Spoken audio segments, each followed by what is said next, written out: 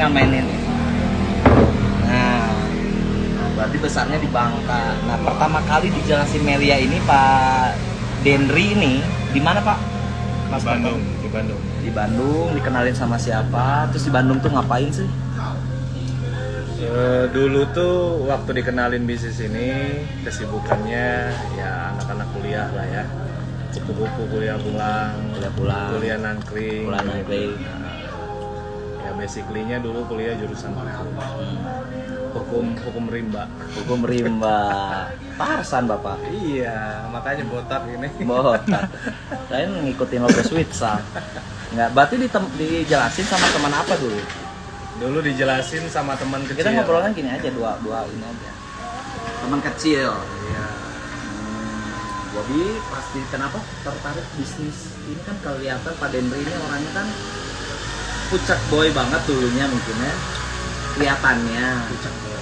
Kelihatannya kayak gitu ya kan. Nah kenapa tiba-tiba tertarik di bisnis MLM Melia gitu? Alasan pertamanya apa? Jadi tertariknya itu dikarenakan waktu dulu ibu kena kanker payudara.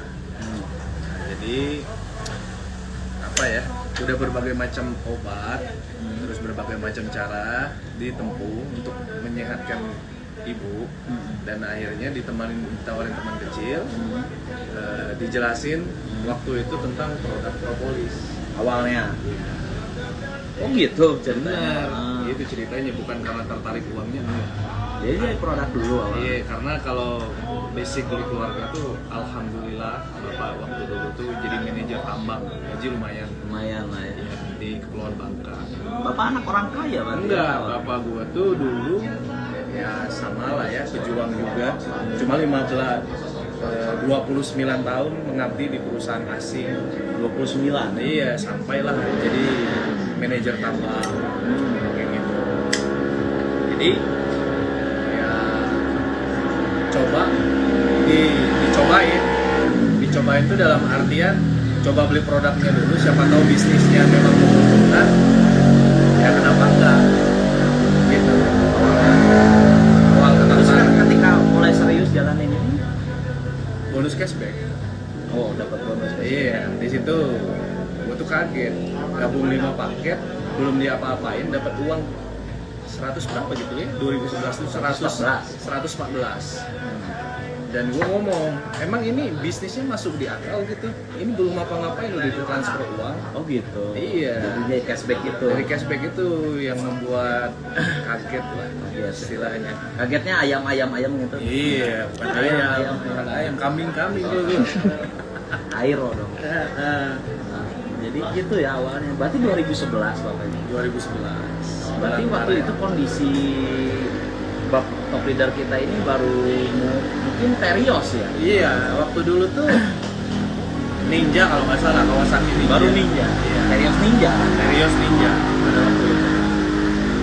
Dan memang masih buta tentang bisnis. Ya, paling bisnis dulu jual petasan, ya.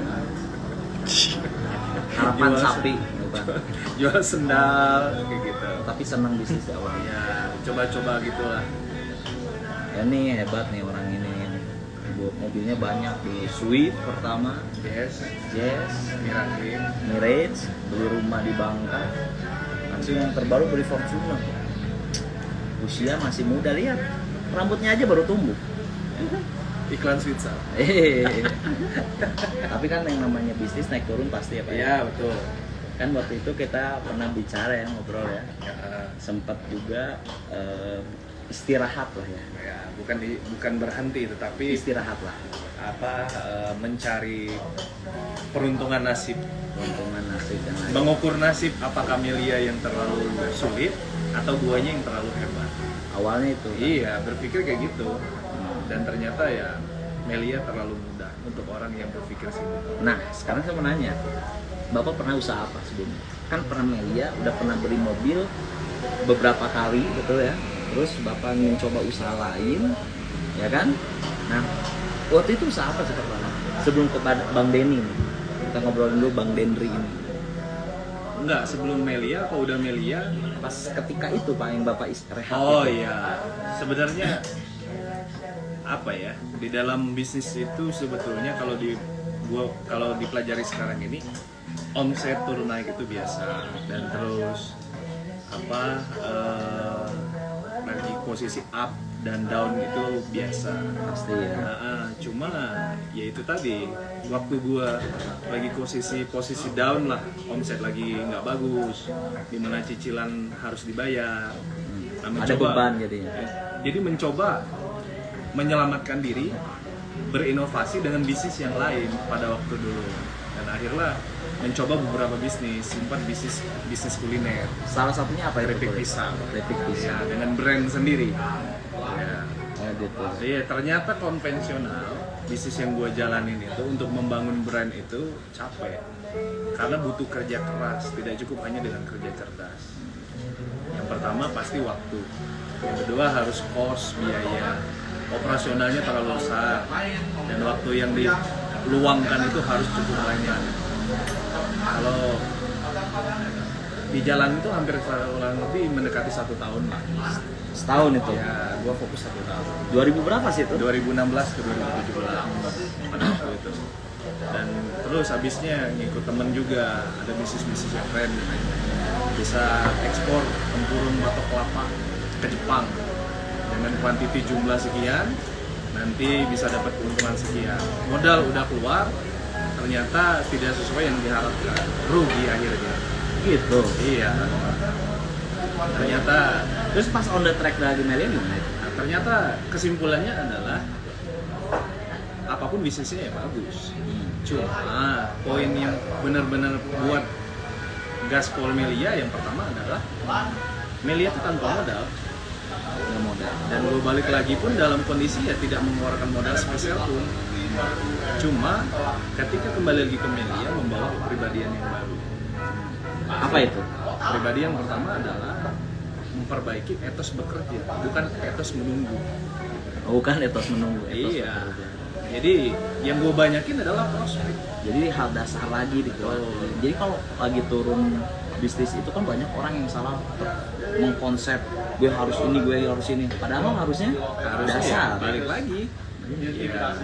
Kayak mengundang kembali. Iya. Nah, banyak juga nih teman-teman kita juga yang bilang kayak gini, Pak. Gue udah gak punya temen. Nah, gimana? Itu bullshit aja ya. Bullshit. Berarti Banteng dia- dong. Berarti dia hidup di dunia lain, bukan di dunia manusia. Karena dia keluar toilet umum pun itu manusia semua.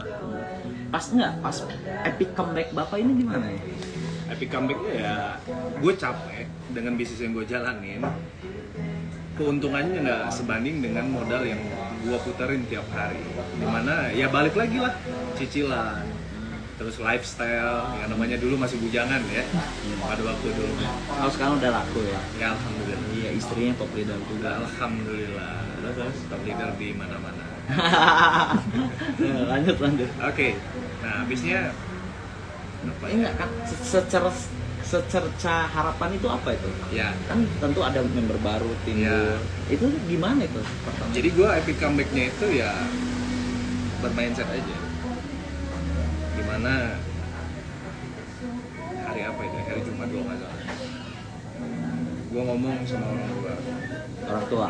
ya curhat, Ma, gue paling deket sama ibu kan. Ma ini udah jalanin bisnisnya, udah berjuang lah sampai tukang goreng keripiknya gue bro, ngupas kulit pisangnya gue, ngambil pisangnya di pasar gue, masarinnya gue, semua Produksi, pemasaran, iya, lu semua. dan gue all out semua. Dan ternyata bisnis itu ketika tidak sesuai yang kita harapkan, ada titik di mana kita merasa jenuh melakukan hal yang sama tetapi belum merasakan sebuah hal yang maksimal. Benar sih, ngerintis itu nggak bisa setahun 2 tahun, Nggak bisa. prosesnya panjang. Ditambah harus ada cost. Betul. Ya kan? Hukum bisnis konvensional, modal besar, perjuangan besar, mungkin keuntungan besar. Dan di situ gue curhat sama orang tua, dan orang tua, dan alhamdulillahnya ya gimana anak, bukan gimana Kembali orang lagi tua. kalau Betul. Dan akhirnya gue ya pada waktu stres dulu, stres saya bisa dikategorikan lagi pusing lah, kok hidup gini-gini terus, padahal pegang duit tapi duitnya harus keluar terus. Nah, akhirnya yang gue lakuin nge-gym untuk sebagai pelarian. Gym. Nge-gym. Pantesan namanya Abdullah Gym. Bukan. Abdullah Dendri. Oh, gym jadinya. Jadi badan kayak gini. Iya, efek imbas dari stres. Stres dia sampai asid ke. Kalau dulu ya zaman dulu stresnya mabuk. Oh iya. Apa clubbing kayak gitu, cuma ya nggak ada guna, rezeki jauh. Iya, benar. Akhirnya gue lari. Dan di situ setiap dalam menjalani proses itu gue cuma berdoa pokoknya setiap selesai Jumat doa untuk Tuhan itu kalau memang ini Jumat yang benar-benar berkah, kasih keajaiban. Bulan pertama belum, 2 belum, 3 belum, 4 belum, bulan keberapa gitu, 7, 4, 8. Dimana di situ ada ibu-ibu rumah tangga nge-DM di Instagram. DM. Ya. Serius dari berdoa itu langsung ada yang DM gitu? Ya, tapi ya proses panjang dong. Ya bukan bola Dragon Ball kan, lu Iya. kumpulin 7 langsung ada naga. Enggak Iya, kan? proses. Habis dari situ nge-DM, wah badannya makin seksi sekarang. Oh. Oh. Gue digodain bro. Oh, serius. Ini ya. lilinnya jaga ya, nanti babu lagi. Terus Habis dari situ apa namanya? Ya gue jurusin lah ke Melia. Karena kalau gue ngomong ke bisnis gue pada waktu itu, gue belum bisa jual apa-apa. Habis dari situ, oh lu belokin ke Meli ya? ya gue bilang Walaupun dengan niatnya dia memuji badan lo doang ya. ya mungkin nggak tahu lah ya. Sudut pandang orang itu kan masing-masing berbeda. Iya. Apakah dia pengen say hi? Nah akhirnya ibu rumah tangga ini ngobrol. Nah, kebetulan dia juga memang suka bisnis. Singkat ceritanya, gue langsung deal-dealan. Gimana kalau kita kembangin bisnis Melia di Kalimantan Selatan? Nanya nggak dia? Apa tuh? Ya, nah pada waktu itu dia berbicara, saya nggak bisa ngajak orang. Saya nggak Itu lu udah jelasin. Gue langsung berdoa ya. Oh, tuh ya. Ya, ini multi level, ini gini. Nah, yang gue pahami adalah selama ini ketika omset turun, terlalu banyak mencari konsep. Sebetulnya yang harus ketika omset turun itu kembali lagi turun ke bawah, perbaiki omset, Melakukan tugas dasar lebih sering lagi. ya betul sekali. Ya udah gue balik lagi meruah seperti member baru lagi, dan gue nggak berpikir bahwa gue punya member kah apa masih ini kah, ya gue fight lagi Baik. ya. Dan akhirnya deal-dealan. Bulan pertama belum, karena gue tarik ulur dulu. Bulan kedua dia store, baru Store berapa? sekitar 3 paket. 3 paket di awal. Langsung gua kirim, minta uang lagi untuk pembelajaran, gua kirim hard disk. Dan ternyata masih mengeluh juga. Bulan ketiga langsung gua kunci dia. Kuncinya gimana? Ya, saya bakal datang ke Kalimantan Selatan. Ibu siap nggak? Saya bantuin sampai ibu jadi top leader. Gitu. Dan sebelum gua memutuskan untuk gambling, ya misi bunuh diri lah. Masih benar. Iya. Karena memang kondisi duit udah nggak ada lagi. Harapan cuma satu. Iya. Di pulau orang. Iya. Dan pada waktu itu ya pun pun aja. Ya. Jadi yang gue pahami dari dulu adalah tugas kita cuma berjuang, masalah pun Allah. Itu doang. Akhirnya singkat cerita, langsunglah pesan tiket terbang ke Kalimantan Selatan tanpa ada keluarga, tanpa kenal lebih dekat siapa itu ibu. Tapi niat gua baik, dan sampai ya memang pos gua nggak ada sama sekali, hanya sisa duit di ATM 600.000. Serius? Masa Lu pas berangkat nyampe Kalimantan cuma 600.000. Nggak, itu kan Gua jual edifikasi gua di zaman dulu.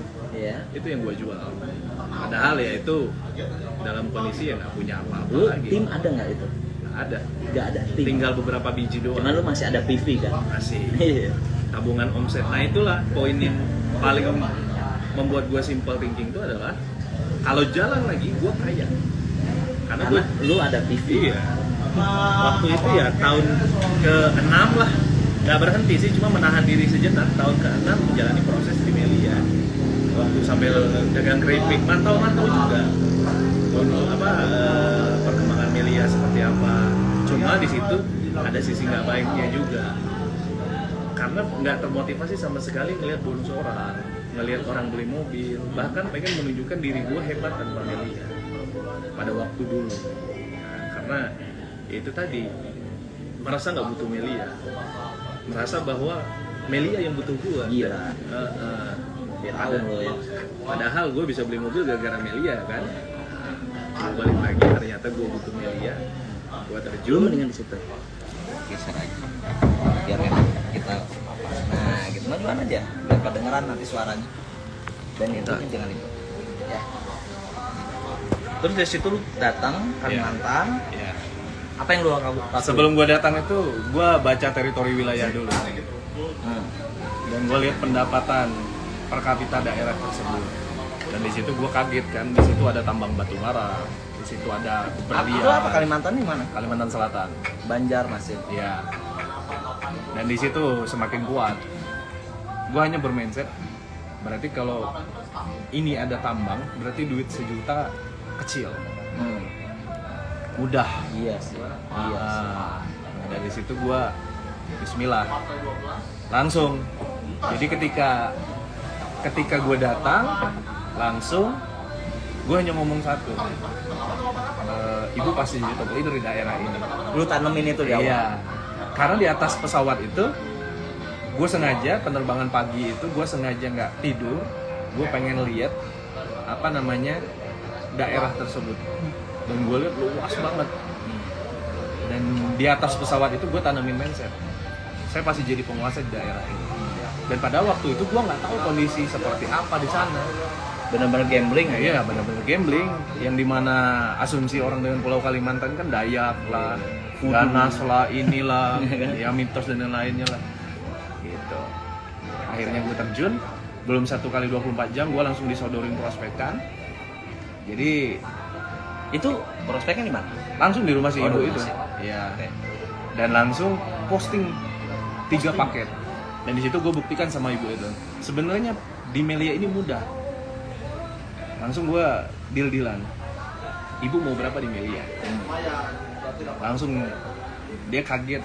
Langsung gue suruh dia ngambil uang postingan, langsung pegang uang postingan. Langsung habis dari situ gue tarik komitmen. Karena ya gue udah berpengalaman di lapangan. Sebelumnya, ya. Iya, gue tarik komitmen. Ya, gue bilang, ini bagian paling kecil 3 paket ini. Nanti kita bisa ratusan paket. Nanti kita bisa ini. Nah, gue di tahap awal yang gue bangun adalah harapan dan impian. Keren ya. Nah, Di awal itu terus pendampingan. benar-benar itu 1 bulan di awal di Kalimantan itu Oh, sebulan lu di situ? langsung gue stay sebulan. Ya, intinya gambling lah. Gambling. Keripik gue tutup, bisnis yang lain udah gue bakar semua. Ya, istilahnya gue nggak akan balik lagi ke sana. Karena gue Bakar hanya perahu lah ya. Iya, gue hanya berpikir pokoknya udah gampang aja lah, prospek doang sama follow up. Nah, dari sebulan itu bener-bener etos kerja yang gue tingkatin, dimana sarapan pagi itu prospekan, mau goreng telur aja member baru langsung bawa prospekan, baru mau nyuap nasi aja. Nah, ada momen lucu. Jadi pas gue lagi ngebangun Kalimantan itu, si ibu ini kan masih punya anak kecil. Nah, si ibu ini tinggalnya berdua. Jadi sama anak perempuannya 1, sama anak lakinya yang paling kecil 1. Nah, momennya itu dimana di tahap-tahap awal itu ibunya ini antar jemput prospekan. Habis jemput, diantar lagi. Pulang, datang lagi. Nah, akhirnya bertumbuh 1. Jemput bola sih. Iya, benar. Jadi gue tukang jaga gawang. Antar jemput.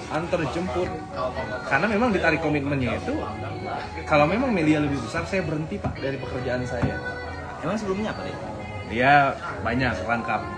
Dia pernah supervisor di rumah makan dan terus jadi apa namanya pengawas perumahan kayak gitu-gitulah. Oh, iya. Yang gua aja. Coba dilakonin ya. Iya, karena pada waktu itu suaminya lagi pendidikan TNI, butuh banyak duit. Kayak gitu. Jadi dia support pakai itu. Iya, nah jadi momen lucunya ketika gua lagi prospek, si ibunya lagi nganterin prospekannya balik. Habis dari situ anaknya pulang, pengen Iya. habis main langsung teriak-teriak mama. Terus mamanya nggak ada. Terus ya udah. Jadi gue bilang, kamu kenapa Raja? Sakit perut om? Ya udah masuk toilet. Dan gue memang sengaja gue lamain presentasi 5 pilarnya biar nggak masuk marketing plan, karena bagian terpentingnya kan adalah duit-duitnya. Jadi lama benar gue ulur. Nah si Raja ini selesai, emaknya belum balik. Dan itu sejarah seumur hidup gue cebokin anak orang. Iya. Ponakan gue aja belum pernah, itu Iya. anak orang gue cebokin. Nah itu momen yang paling indah. Langsung lu inget keripik pisang yang lu buat. Waduh. Beda ya. Dan di situ ya memang Sampai segitunya ya. dan memang ketulusan itu nggak sebanding dengan apa yang gue dapetin Iya. sekarang. Memang yang gue bangun adalah second family. Ya. Iya, ternyata di dunia bisnis itu keluarga. Nah, akhirnya proses lalu sampai membangun memprospek akbar. Home sharing pertama tuh yang daftar 15 orang, yang hadir cuma 10. Gualah MC-nya, gualah klikernya, gualah yang tukang motivasinya, gualah presentatornya. One man show benar One lah. man show. Dan itu di situ gua paham ternyata hidup ini mudah kalau kita simple. Hidup ini ribet kalau kitanya ribet. Karena segala sesuatu itu tergantung dari pola berpikir kita. Kalau berpikir 2017 gua bangun Kalimantan Selatan. Epic comeback sampai saat ini sampai 3 tahun, masuk ke 4 tahun sekarang berjalan. muncullah Cirebon Muncullah beberapa daerah-daerah yang baru lagi. di line yang berbeda. Alhamdulillah. Keren. Jadi itu ya epic comebacknya, sehingga sampai lu beli Fortuner, lu nikah saat ini, dan hidup lo Ya alhamdulillah. alhamdulillah ya. Keren nih. Jadi banyak anak-anak sekarang berpikir itu adalah sebuah keberuntungan Dendri. Padahal keberuntungan itu bertemunya kemauan, kerja keras, dan istiqomah. Jadi inilah epic comeback lo tuh di Banjarmasin itu ya. Ya. Akibat lu saling berdoa terus, merubah diri. Wah, jauh berubah. Dulu nggak Berubah bisa. banget, bener. Gua tahu. Dulu nggak bisa, ngambil wudhu aja salah, sekarang bisa jadi imam kan. Poin pentingnya bukan apa yang kita miliki sekarang, tapi proses yang kita jalani tiap hari. Poin banget. Nah, sekarang ini Pak Denny kita ngomong.